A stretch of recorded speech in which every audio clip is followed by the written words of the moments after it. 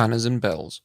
With an ear-piercing scream, the young girl launched herself across the room. Virtually flying through the air, arms spread wide, she crashed into the callow youth who stepped through the doorway a moment earlier. The woman tried to throw out her arms to catch her, but the force of the impact still staggered her and drove her back. Somehow she managed to stay on her feet, but only just. Recovering frantically, she gripped the girl in a tight hug and swung her around. "Lil!" she yelled, her voice filled with joy and jubilation. "You're home!" Lily smiled down at her as she spun her. It was almost 5 years since she'd taken the fateful decision to set out with the other pilgrims. As the years had passed, she'd had chance to visit just twice. Each time it seemed her sister had grown up a little more. Each time it had been a little harder to leave again. Finally, she stopped spinning her round and put her down. "Yes, I'm home. Where's Mum and Dad? Are they about?" "Dad's talking to Timothy. They're planning tomorrow's sermon. Mum's in her room, illuminating a manuscript. I'll go get her." Hessa turned as if to go, but then turned back at the last moment. "You're not going anywhere," she said, demanding. "You're not leaving again." Her tone was accusatory, but tinged with sadness. "No, I'm home for good." "Well, I think I am. Maybe. Look, just go and get Mum. I'll still be here when you get back. I promise you on the 7 virtues." Hessa broke in a broad grin, spun back, and went racing off through the chapter house. "Mum! Mum! Lily's home!" she shouted as she went. Overview. The return of the Grey Pilgrims from their years-long march around the Empire has restored Highguard's ability to raise a 4th army. To aid the formation of the new force, a proposal was put forward to create powerful regalia, a banner for each of the generals, hallowed with true Lao. What better way to fuse the conviction of the returning pilgrims with the discipline of a new highborn army? The banners are now ready and the army is being raised. Soon it will be time for it to march to war, but not before the senator who raised it has determined what special quality the army should possess. With the work to raise the new army now underway, many priests in Highguard have turned their focus to the military campaigns to see what opportunities there might be to bolster their efforts. The crusading storm is at an end, as the assembly has opted to focus on embracing their peerless kinship with the other nations instead. But there is a final chance for the Highborn Assembly to draw inspiration from the orders of the Granite Pillar as they march to attack the Druge in the Sarangrove.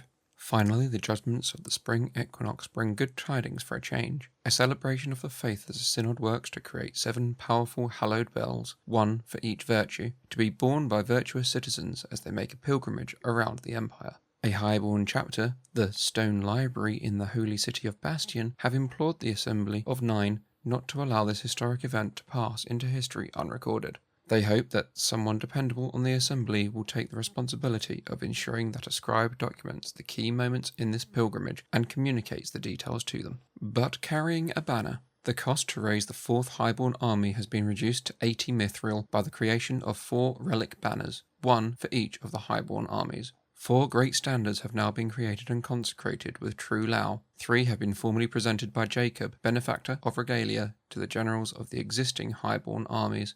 Empire's Heart, Salvation in Darkness, and Physician's Benevolence will inspire those who fight in virtue's name to victory. Each bears a powerful enchantment, stirring the spirits of whoever bears it aloft in addition to the aura that wards the soul. I bestow upon the general of the Granite Pillar, Empire's Heart, upon the general of the 7th Wave, Salvation in Darkness, and upon the general of the valiant Pegasus, Physician's Benevolence. Jacob, benefactor of regalia. The final banner, Ever Forward, is ready, waiting for the general of the new army to take it up. As a result of this obvious sign of dedication to the cause, people are flocking to join the 4th army, reducing the costs to 80 mithril. Hopefully, the long-delayed 4th Highborn army will soon march alongside their comrades in arms, provided all the mithril and money is available. The new general could be appointed as soon as the autumn equinox, not a moment too soon given the precarious situation on the Eastern Front. The tremendous accomplishment has done more to bolster the morale of those serving in the Highborn armies. Now the senator who presented the motion to raise the army must decide how to capitalize on this enthusiasm. The core of the new army are the Grey Pilgrims. Any qualities the army might possess are determined by them and their nature, but that still leaves the senator with the decision to make on behalf of the nation. Devotion to virtue.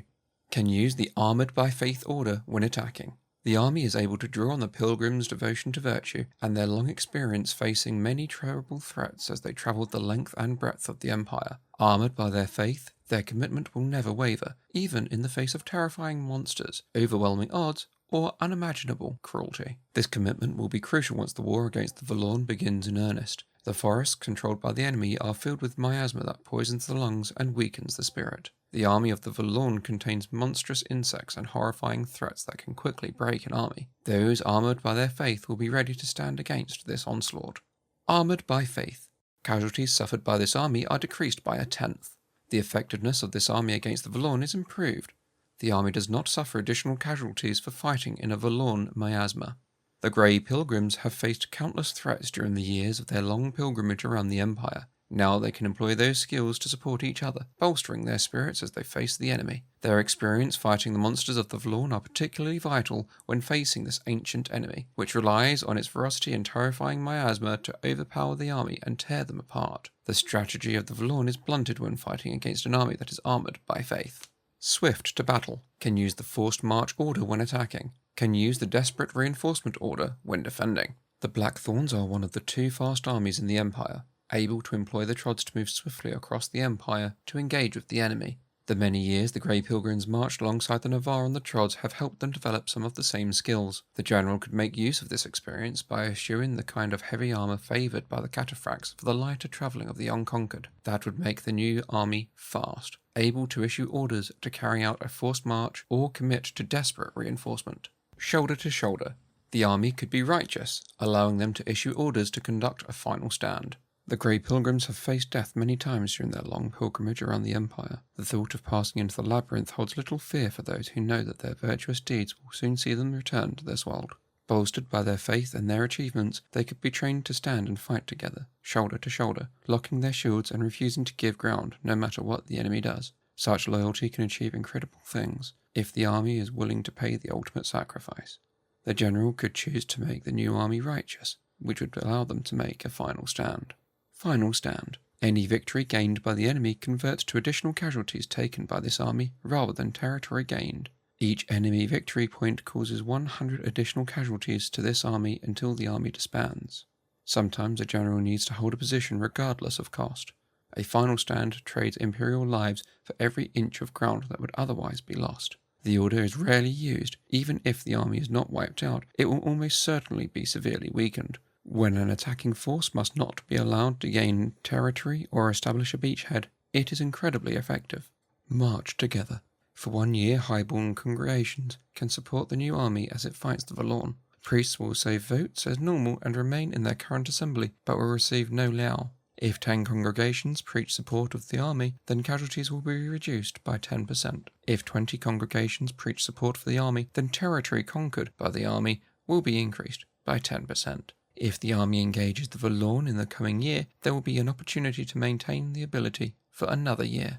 Not every Grey Pilgrim is planning to join the new army. Some are exhausted by their long march and eager to return to the life they gave up to walk the Trods. They have not forgotten their comrades, however, and can be counted on to support their fellow pilgrims if asked. Such support could take many forms, providing herbs, potions, and Lao for their friends and relatives in the new army, or volunteering with the army's field hospital and supply train. Such support can be invaluable in raising morale and supporting the army as it fights. For the next year, any highborn congregation can take the option to preach support for the new highborn army, providing it is engaged in the battle with the Valorn. The army must actively be engaged in battle against the Valorn to benefit, either attacking or defending. It cannot simply be in the same territory. Any priest that chooses this option will receive votes as normal and remain in their current virtual assembly, but they will not receive any Lao. All supplies will be used to bolster the spirits of those working to support the army. If at least 10 congregations support this action, then it will provide significant benefit to the army while they are fighting the Valorn, reducing casualties suffered by 1/10. If at least 20 congregations support this action, then it will also help the army press forward, increasing territory captured by that army by 1/10. The potential to support the new army will last for at least 1 year. It will end after that time if there has been no opportunity to support the new army against the Valorn. If the army has decisively engaged the Valorn during that time, then there will be an opportunity to maintain the option to support the army for another year. A last crusade. The Highborn Assembly could use a mandate to capitalize on the end of their crusading storm by adopting strategies meant to protect the innocent. The Highborn Assembly has opted to forego the benefits of a crusade by their armies in favour of the ability to demonstrate their peerless kinship for their allies. There was a clear majority in favour of the decision, but the vote was far from overwhelming, with nearly a third of priests opposed. Still, it passed, and that means there will be no more opportunities for the Highborn Assembly to spread mandates based on the orders of the Highborn generals. That could be unfortunate. The Empire has launched a new assault on the Sarengrave, capturing a large swathe of territory from the Druge. Saishar of Ebon's Hall, the general of the Granite Pillar, has issued orders to their army to fight in loyalty, stating that the oppressed subjects of the Druge are not to be harmed. They shall be shown the light of virtue. It's a noble aspiration, and it is one that has been attempted before. Various assemblies in the Synod expressed similar sentiments around the oppressed subjects of the Druge in the Barons. The conquest of the Barons was slower than it might have been due to the care taken by Imperial's armies fighting there. As a result of the mandates of the Synod, those efforts were noticed by the inhabitants of the Barons, but in the end they didn't align with the decisions taken by the Military Council to pursue a more direct military solution. In many ways, the Empire achieved the worst of both worlds. The conquest of the Barons was slower and more difficult than it needed to be, but the Empire gained almost no new allies in the process, and most of the oppressed subjects were either slaughtered or driven off. It is already clear that the Druge have spread word of events in the Barons across every sept in the Malum. They've made very clear to these people that the Empire will slaughter them once it has dealt with the Druge. Of course, the Druge lie the same way the sun rises, regularly and predictably, but personal testimony of the members of the Black Wind have done enormous damage to the Empire's reputation here. These people are afraid of the Druge, but they are more afraid of the Empire. Winning them over will be a massive uphill struggle. Arguably, it might be easier to do everything necessary to defeat the Druge and everyone in their lands, and worry about what happens after the Druge are beaten. Crucially, what most folk are keen to avoid would be a repeat of the situation in the Barons, where the Imperial Synod advocated for liberation and the Military Council opted to take a different route. Either option will work. Either option has benefits and drawbacks, but swapping back and forth between the two approaches will ensure the Empire gets all the drawbacks of both approaches and none of the benefits of either. To avoid that calamity, Asher of the Seven Pools chapter has proposed that Highborn generals could adopt an approach designed to ensure that the military strategy aligns with the approach taken by the Synod, whatever that might be. He has asked the Highborn Assembly to consider the following mandate. If this mandate is enacted, all Highborn armies will gain the ability to use the following attacking order. Protect the innocent. Casualties inflicted by this army are reduced by 1/10. The ability of this army to capture territory is reduced by 1/10.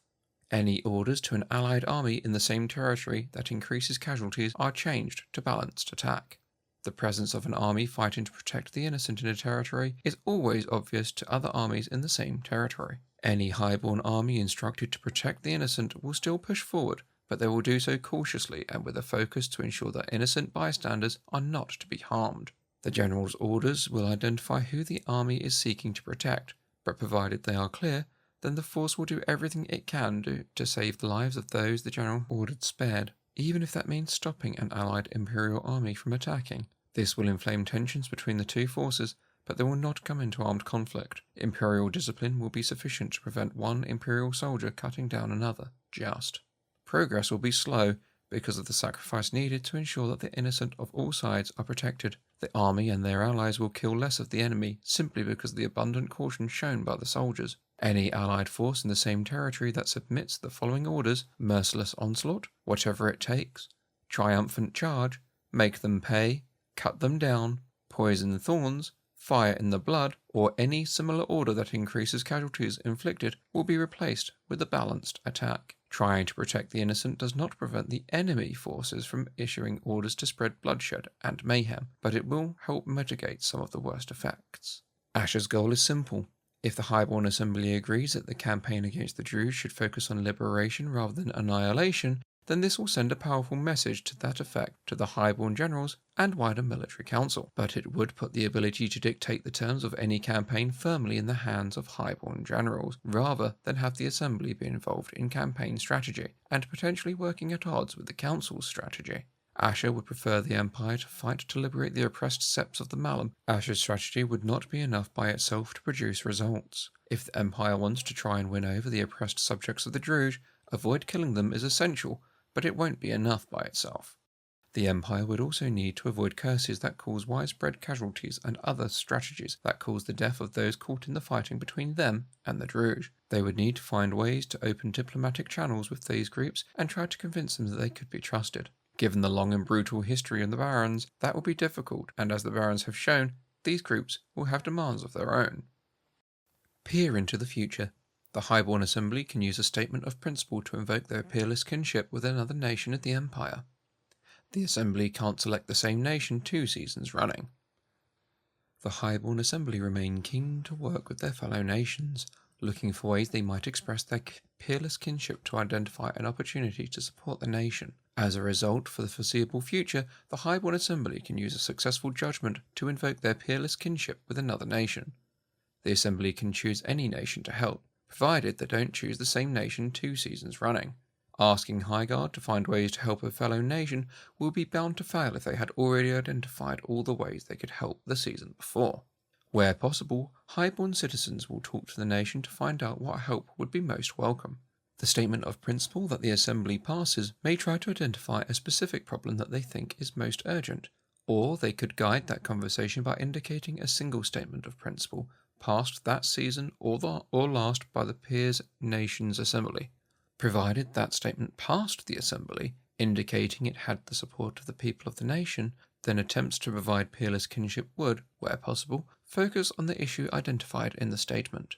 This ability will remain available for the foreseeable future, at least until anything drastically changes the current situation. If 2 or more judgments invoking peerless kinship both pass the Assembly, the one judgment with the highest margin will take effect. You get a bell.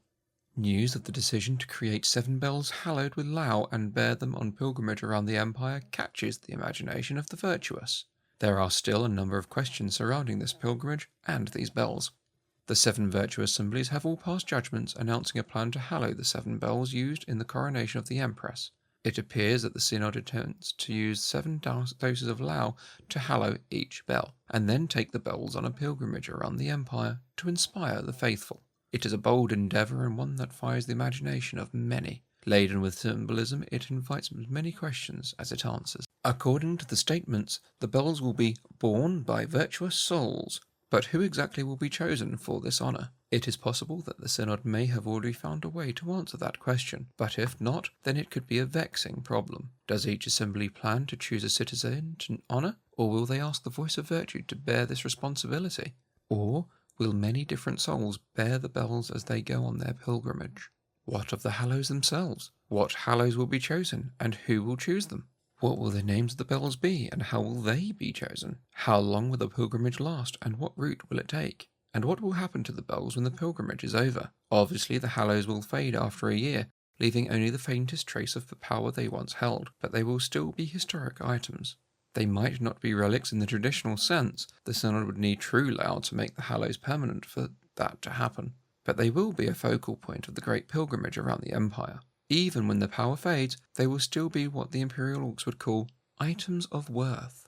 Will they be hallowed again, or will they be placed in a museum somewhere, or made part of the regalia of an appropriate Imperial title, or perhaps become part of the grand inspiration of the way? The archivists of the Stone Library in Bastion in particular are eager for answers to these questions. They are planning to start work on a biography of the life of Emperor Vesna, in the belief that it will be easier to record the most virtuous things that happened during their reign if they start now, while they are still alive. The account of the 7 bells of virtue is clearly going to be an important event, and they are eager to have a complete record of this inspiring act as possible. Their ex-arch, the librarian Seth of the Stone Library, has issued a polite challenge to the Assembly of 9. If a member of the Assembly will take responsibility for ensuring that a virtuous account of the entire event is compiled and sent by winged messenger to the Stone Library, then the chapter will have the archivists in the scriptorium make copies of the account and distribute them across the Empire, to ensure that the details of this inspirational story are not lost.